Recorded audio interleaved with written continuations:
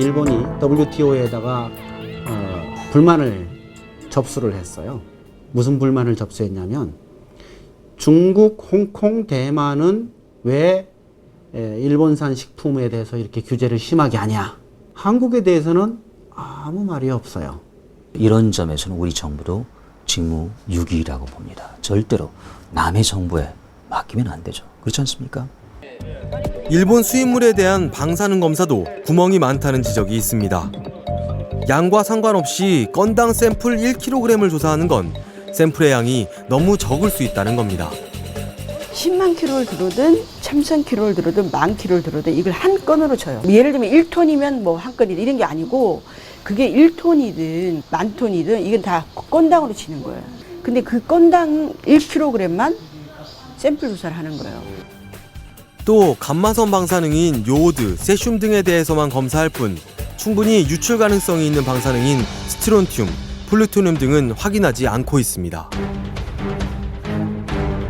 플루토늄, 삼중수소, 스트론튬, 물론 소량일 수도 있습니다. 그렇지만은 그게 소량인지를 확인하자는 게 중요한 것이지 그게 소량일 것이다. 그러니까 이거는 괴담이고 이거는 낭설이고 그냥 이렇게 차치해버리고 일고의 가치도 없고 이게 능사가 아니라는 게 제 말씀이죠. 확인을 해야 됩니다. 그리고 판단은 국민이 하면 됩니다. 그런데 지금도 어느 누군가가 어느 집단이 어느 기관이 국가 정부가 판단을 해버린 겁니다. 없을 거야. 그거 뭐하게 하냐. 이거는 바르지 못한 거죠. 사실 일본 원전 사고와 관련한 우리 국민들의 불신은 사고 당시부터 계속됐습니다. 지난 2011년 당시에도 국민의 26.3%만이 원전 사고와 관련한 정부의 발표에 대해 신뢰한다고 밝혔고 불신 이유로는 국민을 안심시키려고만 하는 정부의 태도 때문이라는 응답이 36.1%로 가장 높았습니다. 지금도 이런 상황이 계속되는 겁니다. 사람들이 다 얘기를 한 후에 얼마 있다가 정부에서 안전합니다. 뭐라고 발표를 한다 하더라도 이미 처음 들어온 정보를 가지고 사람들은 판단을 한 상태예요. 그렇기 때문에 안전합니다 라는 거를 믿는 것보다는 저거 사실일까? 라고 의구심을 가지게 되거든요. 그래서 요즘 사회일수록 확실하게 빠르게 설명하는 거가 필요해요.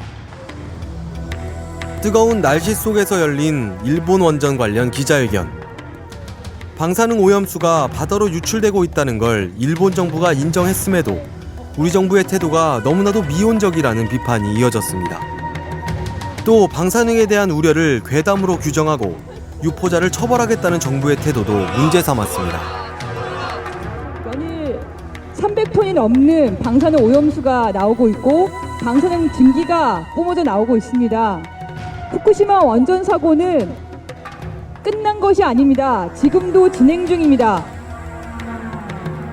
일본 방사능과 관련한 소문들 가운데는 괴담이 분명한 것도 있었지만 또 다른 많은 얘기들은 어디까지 괴담이고 어디까지 진실인지 전문가들조차 의견이 엇갈렸습니다. 데이터를 해석하는 관점이 다른 점도 있었지만 무엇보다 신뢰할 만한 정보가 부족했습니다.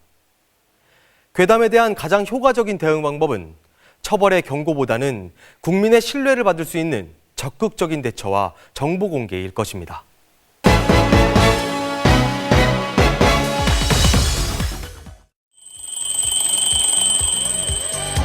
엄마 늦어서 선생님 가겠습니다.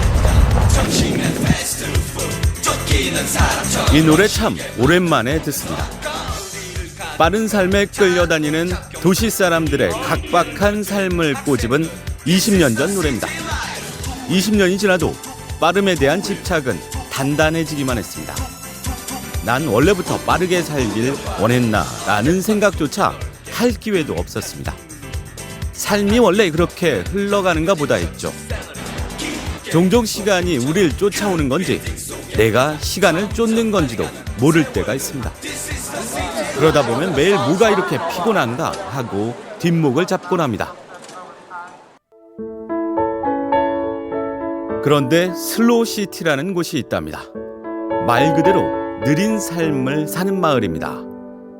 달팽이는 슬로우시티의 상징입니다. 이 살벌한 생태계에서 느림을 생존 방식으로 삼아 훌륭히 살아남았기